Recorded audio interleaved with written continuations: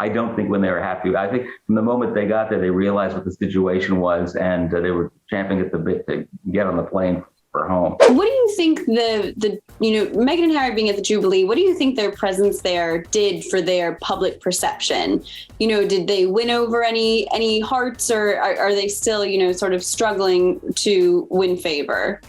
I think the problem with, it's interesting. When they stepped out of St. Paul's Cathedral, and now the press in England has tried not to make too much of this, but they were booed. Yes, there were cheers, but there were a significant number of people who actually booed Harry and Meghan. And that was, you could see they looked like deer caught in the headlights. They were shocked. That was something that never happened to Harry before, I'm certain. And so they're not very popular in Great Britain right now, whereas William and Kate's popularity is soaring. But and Charles is not that popular either. He rates at about 50% approval rating, which is not so good. I think that the public perception now is that Meghan and Harry. And I look back, I've been covering the story for 50 years, and monarchy, and Meghan. Harry has always been on that balcony. I was personally surprised. I thought that there would be an opportunity for him to show up there, to show the solidarity, the future of the monarchy. This is the first time he was excluded from that family tableau. And that's a major slap in the face, I think. I think the world thought that way too, in the long run. People who were paying attention to the relationship between just us and the rest of the family.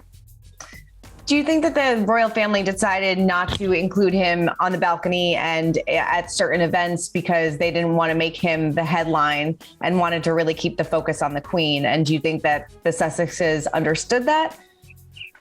Well, first of all, these decisions are really made, again, by the operatives in the palace, and the royal family basically goes along with them. And there are all these, contentious and infighting and people jockeying for position among the royal houses there, the palaces.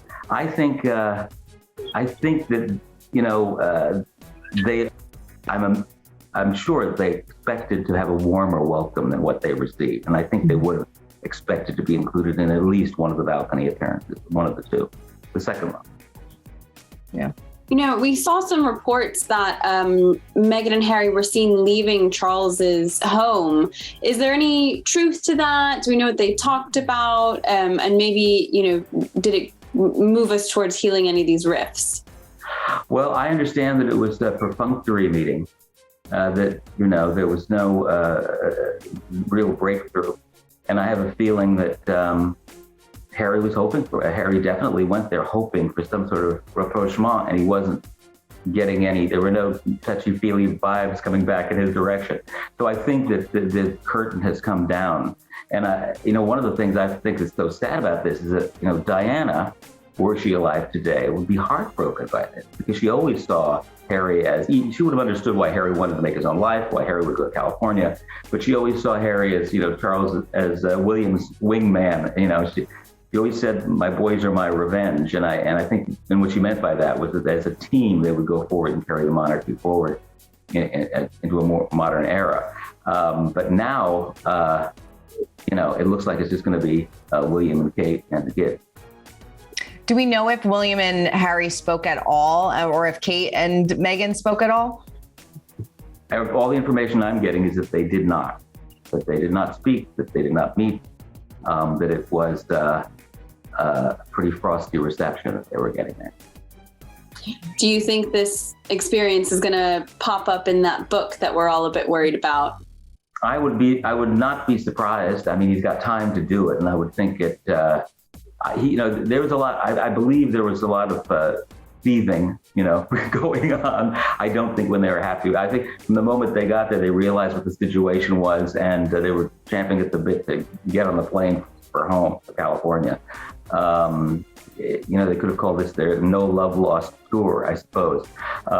It staggers me that no one really made the slightest effort, with the exception of the Queen agreeing to meet Lilibet, which he could hardly refuse to do. That would have just been too cruel. But it was not a warm and friendly environment for them. Hey everyone, I'm Christina Garibaldi, the host of Us Weekly Celebrity Coverage. Don't forget to hit subscribe for the latest celebrity news, tips, and video. And for much more content, make sure you head on over to usmagazine.com, the official home of Us Weekly magazine.